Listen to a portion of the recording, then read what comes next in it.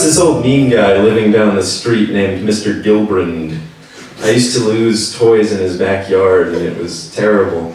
Like I would kick a soccer ball or overthrow a harpoon, and he would pop the balls, snap the harpoons in half. Every time it happened, it wrecked me emotionally. And my mother would try to console me. She would say things like, all things, bad things, like all things, must pass. And that doesn't seem very comforting to me. I don't know what she was going for. But she was right, actually, because he did pass. And it was only sort of my fault.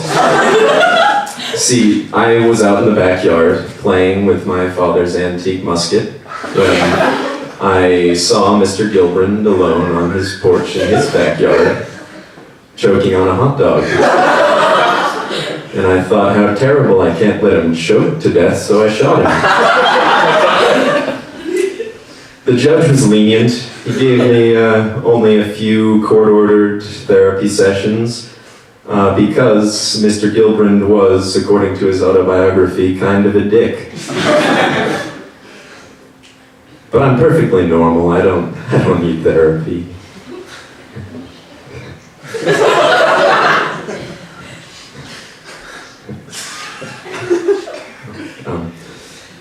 Yeah, like I'm perfectly normal. I have friends. Well, a friend. His name is Bill. He lives a few doors down the street from me, and really, he's kind of a creep, actually. He only eats nutritional yeast and wheat thins. And he follows me around everywhere, and he always laughs at my jokes, which is nice. I think he would even laugh if I told a bad joke. He does have healthy hobbies, though. Like, he really enjoys squirrels. He can't get enough of them, and I think even he won't be able to get enough of them once he's got enough to make a full suit. Yeah. And I also have healthy hobbies, you know. Like, I read, I can read, I have read. Recently I read some of Moby Dick. But the language in it is just so tedious and boring. Like, the part where he's introducing himself, like, call me-ish, just kill me already. It's ridiculous. So I stopped reading that. And I came up with my own language, actually, because I wanted to see if I could be funny in another dialect. And apparently I can be, it's just that no one understands me. But really, what I love is horror movies. There's nothing better than, say, Silence of the Lambs, and Hannibal Lecter, like, going around biting people's faces off. That's a real villain. It's nothing like the modern-day schlock of Hollywood, where they bring out these masked villains with their large dismemberment apparatuses, and they go around chopping up plotless character points. Yeah. If I ever get attacked by a serial killer, I'll only be afraid if they don't have a large saw, because if they have too big a saw, they must just be compensating for some natural lack of terror-inducing ability. And yeah, I think that pretty much sums up why I'm normal. Hey, wait, also, I've had sex before. That's something normal people do. Yeah. I've had sex. I was told that acting like a cat is sexy. So during sex, I like to wander off at random intervals. Or pretend that I don't notice the other person is there. I once hacked up a hairball. She was very impressed.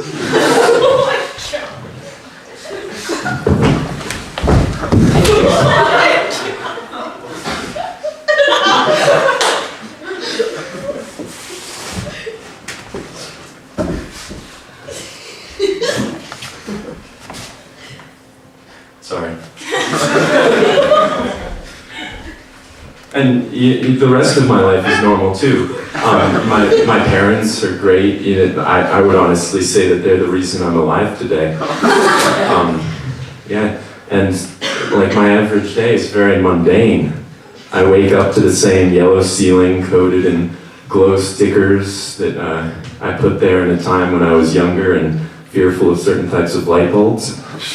And then I'll roll out of bed or sometimes hop if I'm feeling energetic, which is rare for that hour of the morning, and then I'll put on some clothes to some degree of completeness and walk downstairs.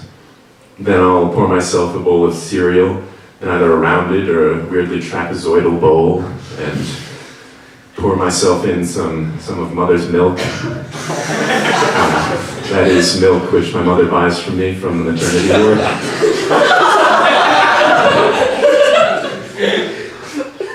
And then I gather my things and I go to school, either by the school bus, which has lots of loud and annoying children, or by means of my mother's car, which is new and would smell like it if not for my burrito incident the other day, or by means of my own 2 feet if the other 2 options aren't available.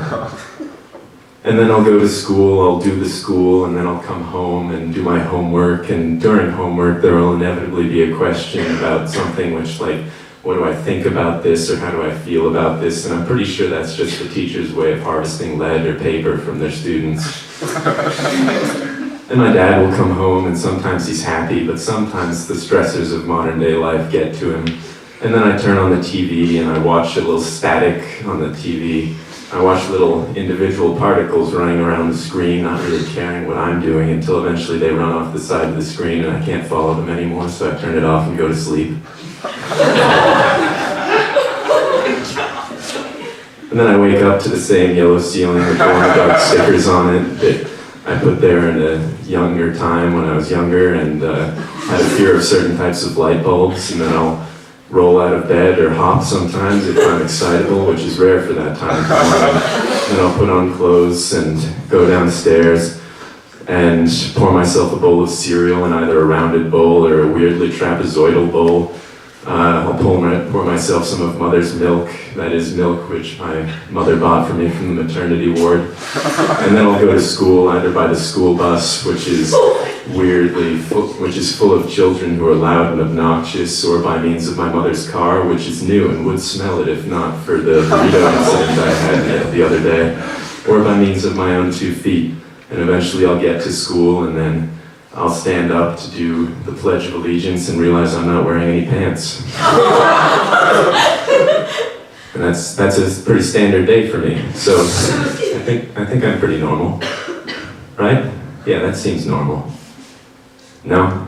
Okay. I'll just let myself out then.